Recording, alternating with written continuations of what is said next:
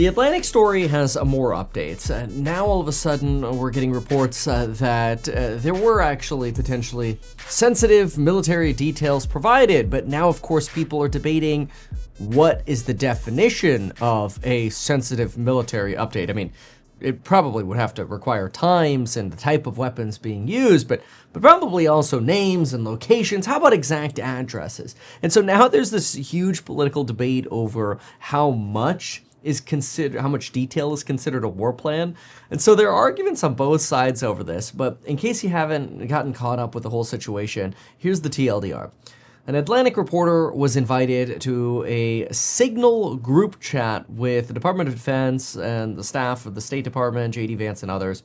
And basically, here's probably the worst of it, which provides exactly that the mission is a go, what time F-18s are going to take off for their first strike package, what time they're, who's basically getting targeted. Now, they don't exactly say. We know this is a Houthi group, right? Because the whole conversation is Houthis. So we know a Houthi terrorist is being targeted at his known location and should be the target should be on time. In other words, the package delivery from the United States, the rockets, the bombs.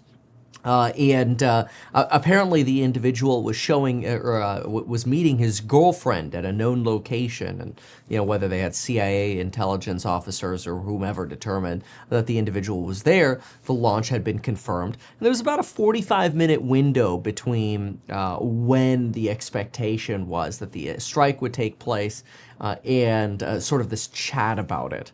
More F-18 launches and then drone strikes and bombings. Basically an exact roadmap as to when everything would occur.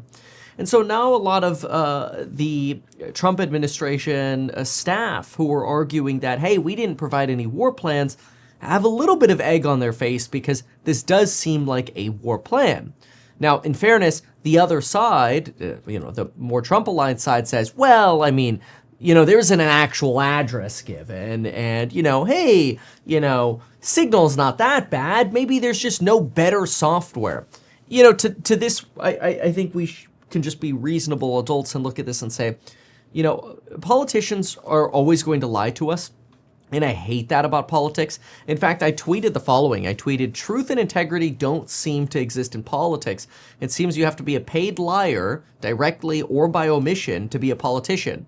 And this is true on both sides, right? Democrats and Republicans. I mean, I could tell you all about the lies of our Gavin Newsom, just like, maybe you can provide lies about Obama or Trump or Biden or whomever you want, right? It's a nasty, nasty game.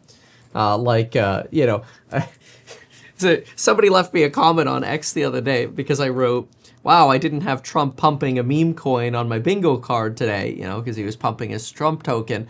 And somebody replied, well, did you have, the Biden crime family on your bingo card? And I'm like, it is possible I just suck at politics bingo. So, I think we can all kind of agree. It's just a crappy, world that we're in when it comes to politics, because you kind of if you don't take a side, you piss off both sides usually. I like to reject that argument, and I always like to stay in the middle, but you've got Levitt, for example. She, by the way, is perfect for Trump. She is the perfect pitch woman for Trump, because she, she's like, oh, the Atlantic has conceded. These were not war plans. This entire story is just another hoax written by a Trump hater who is well known for his sensationalist spin.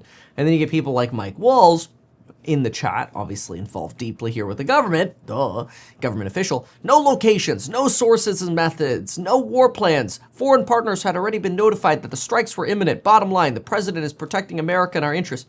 Well, I mean, to some extent, this is a bit of a logical fallacy, first of all. And keep in mind, he tweeted this before the Atlantic's like, really? No war plans? Here are the war plans. You know what Kevin's talking about? Kevin's talking about the trade alerts and the awesome Meet Kevin membership over at meetkevin.com, where you can get access to all 8 courses, every trade alert, every private live stream, every alpha report, a course member meetups later this year, you name it. Everything Trump, real estate, the Trumponomics course, the real estate course, the how to get stuff done and be productive, the sales course, the real estate investing course, the stocks and site course, all for a low fee that you could pay on a monthly basis, quarterly, or annually if you want. Pretty inexpensive, as low as $1.63 a day. This price won't last. The price will go up on this, so buckle up for that. And when that price goes up, if you've already signed up for one of these subscriptions, you will preserve your price. So your price won't go up. Only new signups will have a more expensive price. So consider that when you're looking at the Meet Kevin membership. We will have this price go up soon. So hop in before it does, and then you'll be able to lock in your price. But anyway, it's a logical fallacy to go, bottom line, Trump is protecting our America and our interests. Well, duh, that's the president's job. But that has no bearing on, did y'all make a mistake?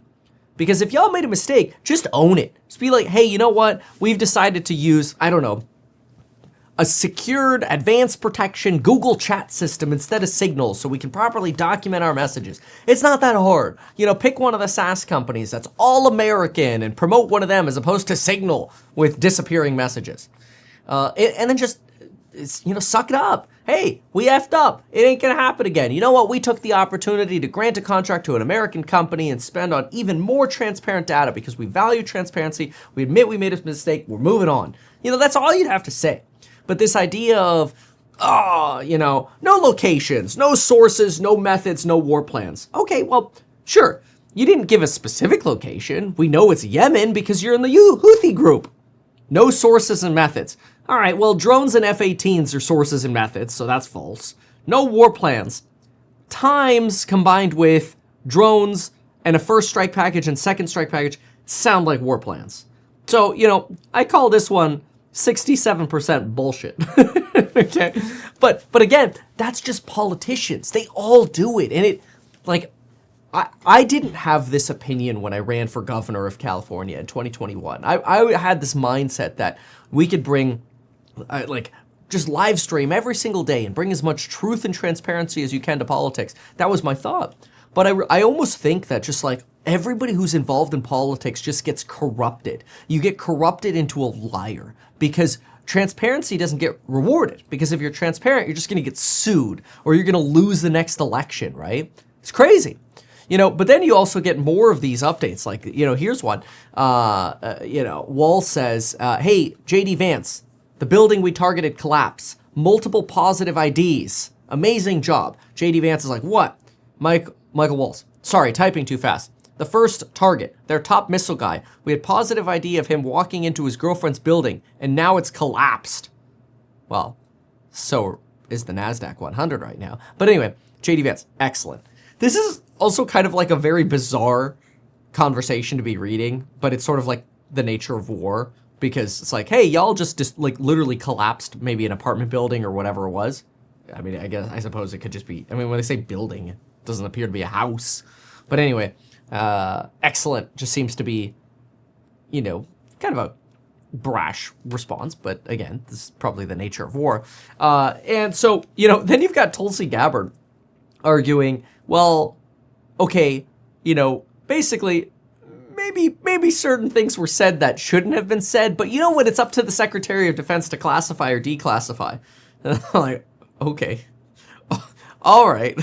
So, this stuff just drives me nuts because this is just on steroids showing us how, frankly, no matter what kind of politician you are, just the nature of being a politician makes you dishonest, it seems like, because you have to be for your base. And it's interesting because, you see this a lot with Elon Musk.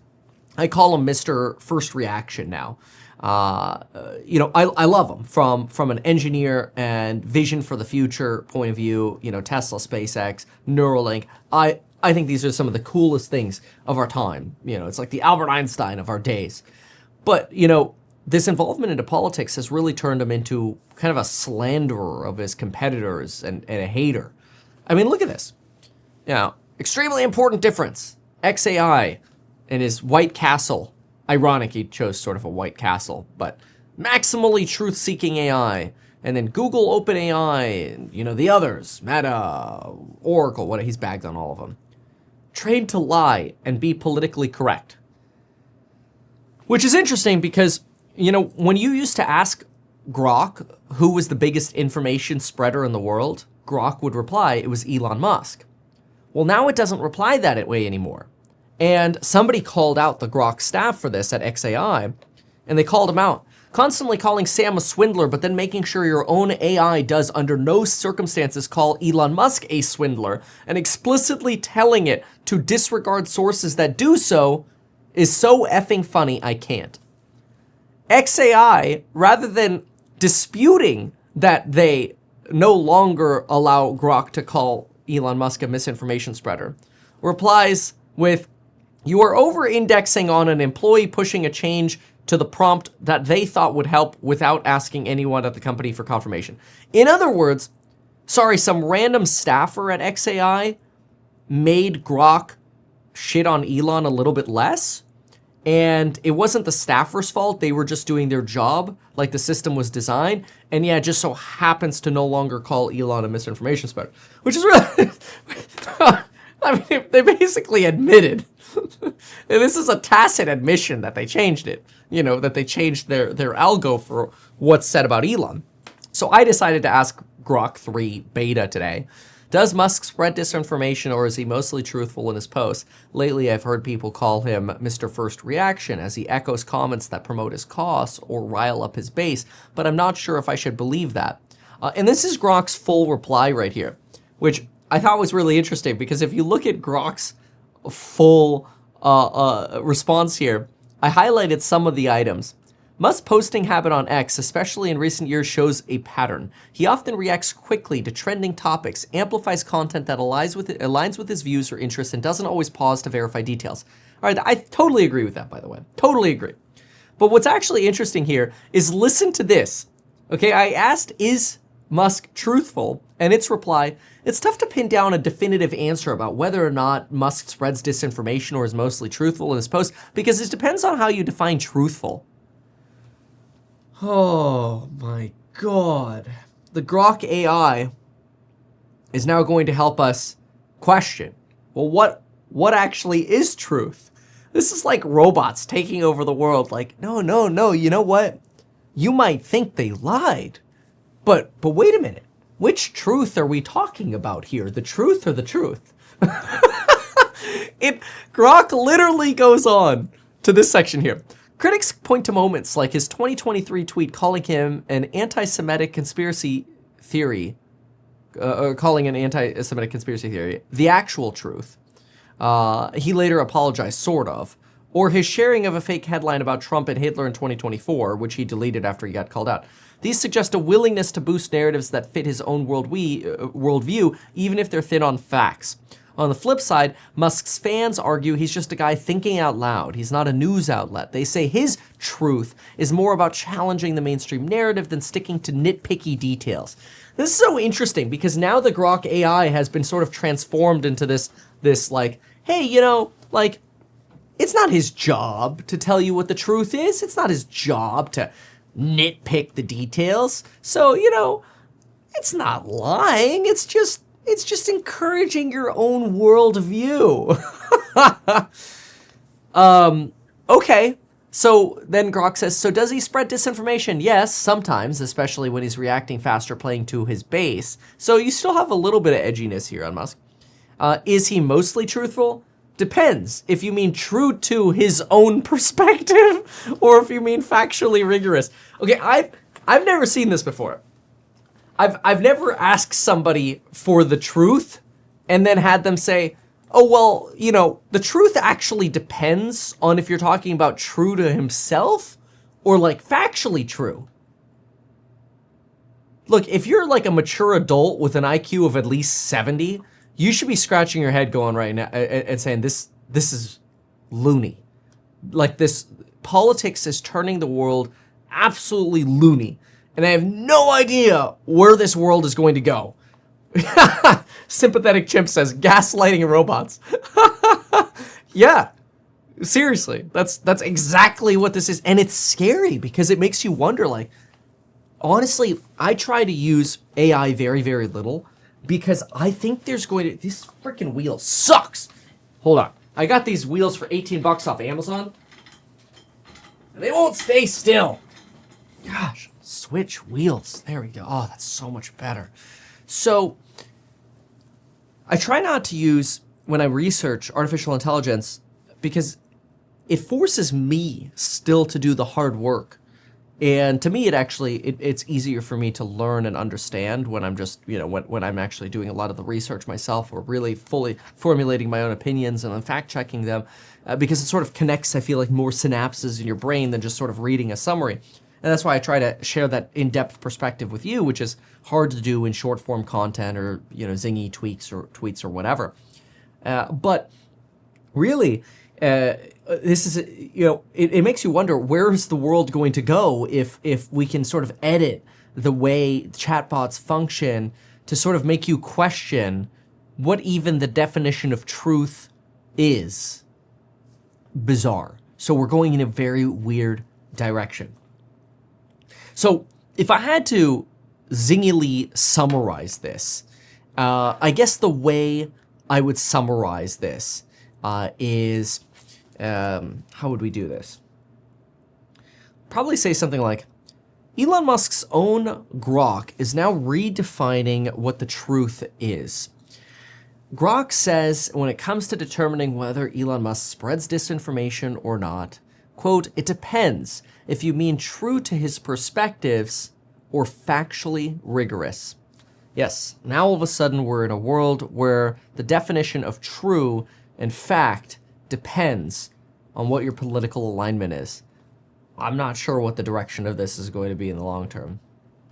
So, I mean, I think that's kind of the world we're in right now. And I don't know how I feel about it, but I actually feel pretty conflicted about it.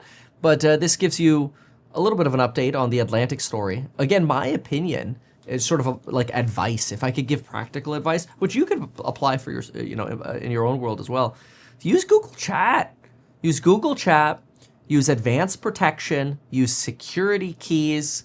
You could even, if you ever text people on iPhone, you could verify people's identity by, like they give you little keys and you can sort of link them. So if there are any changes to somebody's profile, they become unverified. You can put little check marks on your trusted contacts, so to speak. It's very fascinating. And so I do that with, Lauren or employees or otherwise. And the only way you could do that is in person, which is great. So anyway, that's something to consider. But there are practical ways to be more rigorous. And I honestly think the Trump administration could take an opportunity here to strengthen their transparency, but also, their operational security. Because in the Atlantic stories, you multiple times hear them talk about, hey, OPSEC, operational security. And it's so ironic because they're literally talking about operational security while failing at operational security. Now, again, a lot of supporters for Trump are arguing, hey, this is all just fake news anyway, because who cares? Donald Trump is, doing what's best for the country, and, nothing happened. It's not like the reporter sent these messages to the Houthis, in which case he'd be a traitor. I don't know if that's the point. I think if the CEO of JP Morgan and Chase gave me his login to access everyone's bank account in the United States who has a Chase account, and then I logged in and I'm like, oh my gosh, I see everybody's bank accounts in the United States. Does that make Jamie Dimon's failure any less bad? No, it's horribly bad, and he'd probably get fired as CEO. You probably should see some discipline here as well. Under any other administration, I bet you would. But I bet you the CEO of JP Morgan would lose their job if they did that. Now, if somebody's like, oh, well, Kevin would have to have been a criminal to leak the what he saw on those bank accounts. And it's like, okay, but that's a logical fallacy. You're shifting the problem. You're going from, oh, they committed an error. Yeah, well, it doesn't matter because that would only be a problem if another person made a mistake or committed a crime.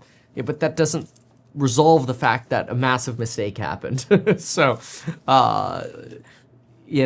but then again, the nature of politics is people have to put on their political veil and say, oh, well, I benefit from promoting Trump or Musk, so I must continue to do that.